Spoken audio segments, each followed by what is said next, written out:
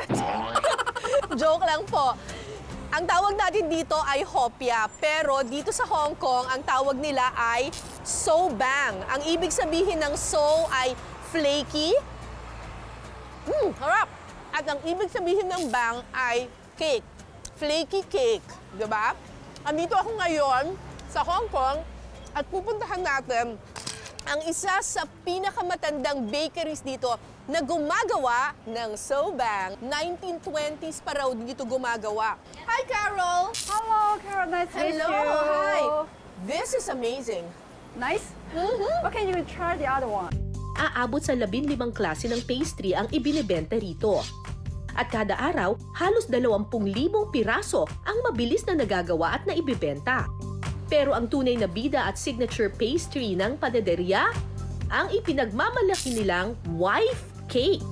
Why is it called wife cake? Yeah, I tell you the story. It's a legend. A long time ago, there is a couple. They are very poor, and the wife need to go out to work to support her family. Her husband need to earn some more money and then get her wife back home. So you make the pastry and sell in the market. Okay, so if you buy this, the wife of the man will come back. To honor his wife, To honor love his wife. and commitment. Oh!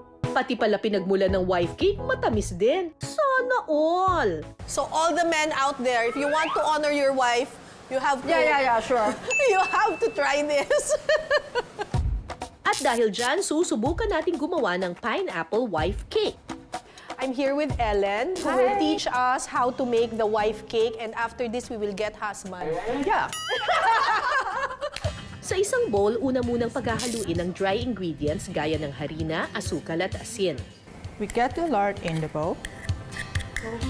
Ang paggamit ng lard o taba ng baboy ang sikreto para maging malambot ang pastry. After you mix it, then we put the water in. And then mix it start to mix it into a dough. This one we call it the water dough, and after that we will make the oil dough. We will combine them. Traditionally, it's the man who makes the wife cake, right? Yeah, it's the man make it. Yeah, but now, why are we making it? To get a man. Joke. Mamasahin ito hanggang sa lumambot ang dough. Getting better. It's getting better. Yeah. After 10 years, this will get better. I want to help you. Okay.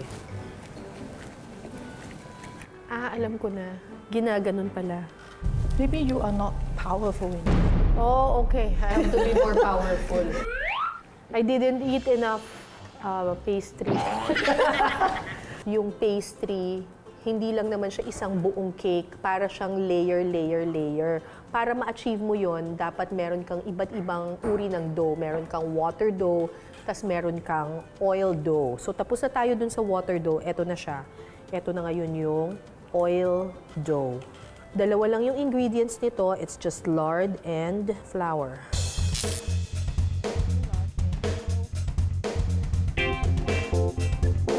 Water dough? Check! Oil dough? Check! Pero may next step pa pala. It's like a shumai. Yeah, it's very like a shumai.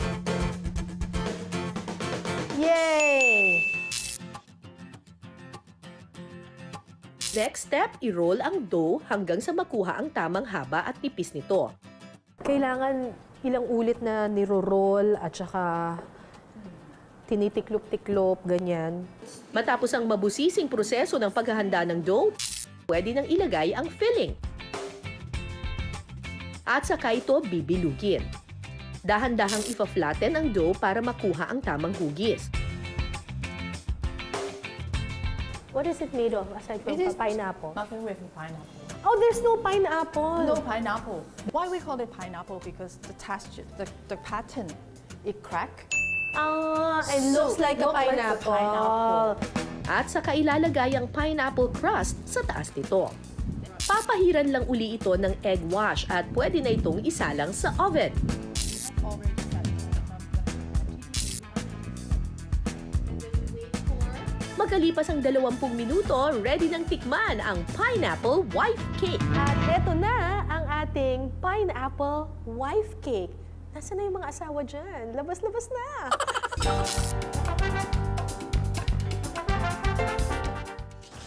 Ganito ang itsura ng isang traditional Hong Kong tea set.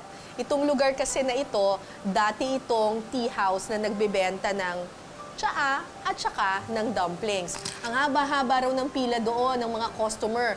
Kaya naisip ng mga taga rito, ng mga nagbebenta dito, na mamigay ng libreng snack, libreng pastry para hindi sila mainip. Nasarapan yung mga tao and over the years, nawala na yung tsaa, nawala na yung dumplings, at ito ng pastry na ito ang pinupuntahan ng mga tao. Ito ng main product nila dito. Hindi siya matamis na matamis. Yung texture niya parang hopya. It's very flaky kasi yung tradisyon ng paggawa ng mga ganitong klaseng biscuits or pastry ay fusion ng Asian at saka ng Western cuisine.